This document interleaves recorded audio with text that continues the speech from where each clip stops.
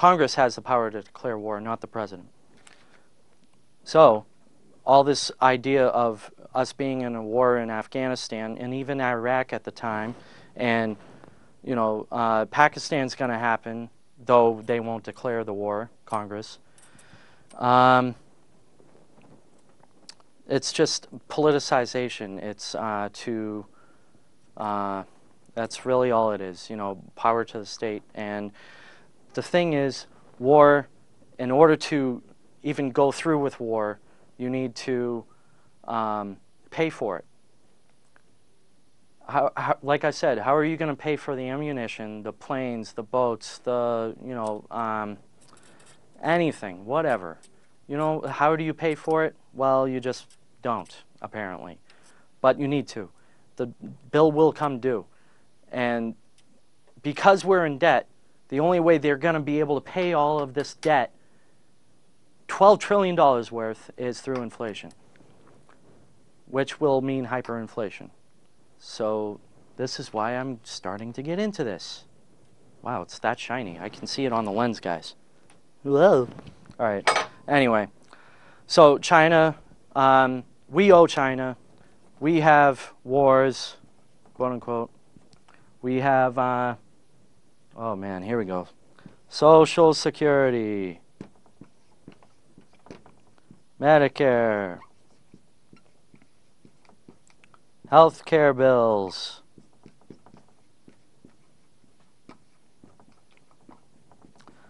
Now, here's another one. This is going to cost us big, or at least as a government. So, you know, the thing is, we're not going to be able to pay for it.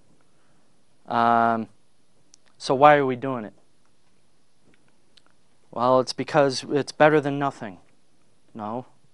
I'd rather be getting rid of all of the regulations on it and break down all of the state, you know, rules on, you know, yeah, apparently I can't get a health care package from New Jersey because I'm from Massachusetts. Are you kidding me? That's the kind of thing that, you know, it's, what do you call it? Tariffs, in a way. It's almost like a tariff or something. But even then, it's basically just not capitalist. That's another thing. I talked to my sister about what is capitalism? What is capitalism? Isn't capitalism supposed to just be the free trade between one person and another? Whatever the trade is, that's capitalism. I mean, normally in capitalism, there's money involved instead of barter. But that's really the only difference between barter and capitalism is money. Money's involved, which is all it is a medium of exchange that is decided upon between two people.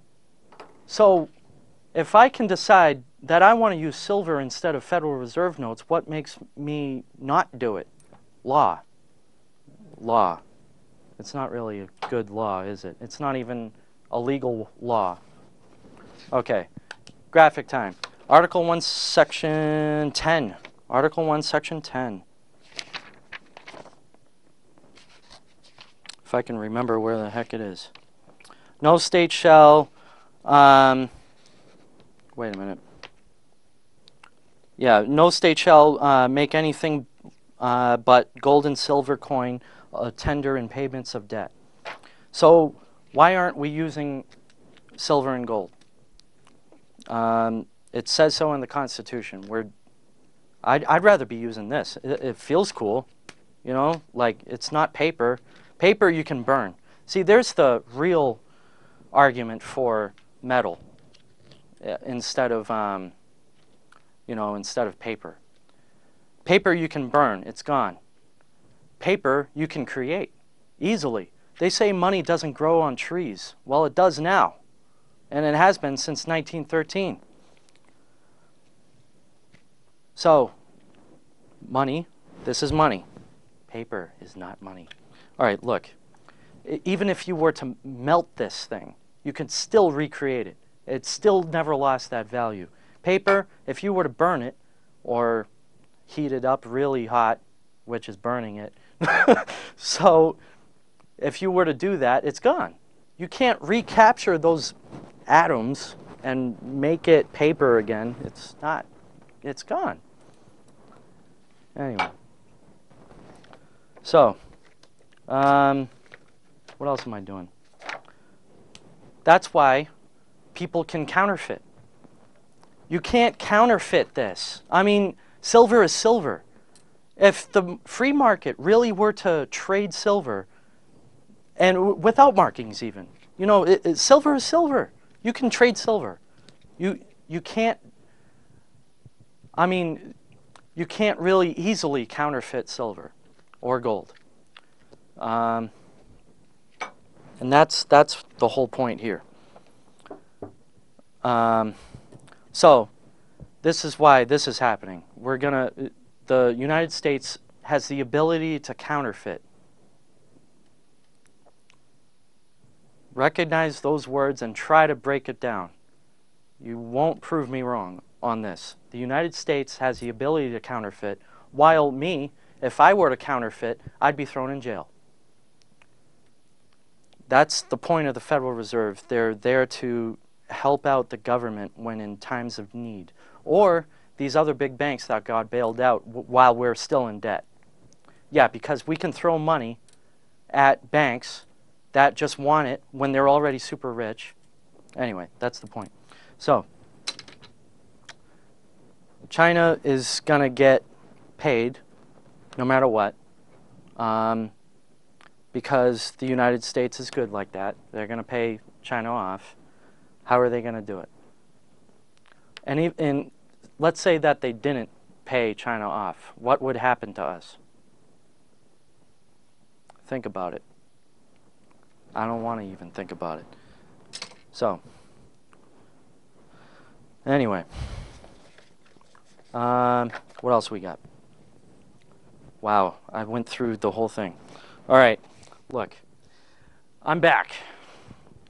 Ron Paul wrote this book called End the Fed.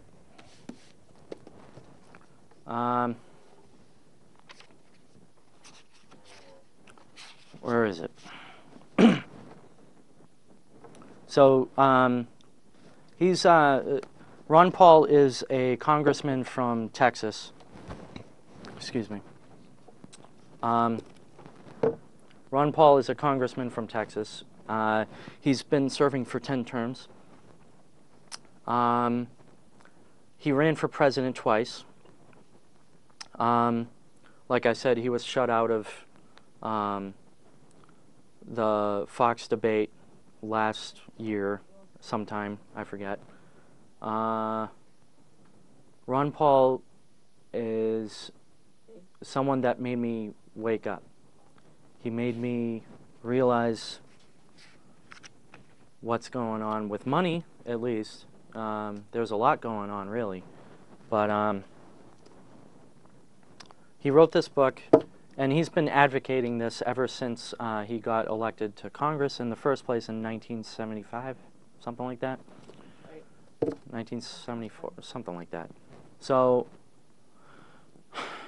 he's just an honest, down-to-earth guy that knows what's going on with money. It's, you know, it's really funny because I was taught this kind of stuff when I was a kid, what inflation is. And a lot of people, you know, a lot of people know what inflation is, which is good. Inflation is very bad. And I showed you at the beginning of the show the value of the dollar ever since 1913. In 1971, the value of the dollar, or the price of the dollar, the price of gold compared to the dollar. Man, I can never get this stuff straight. The price of gold compared to the dollar was $30.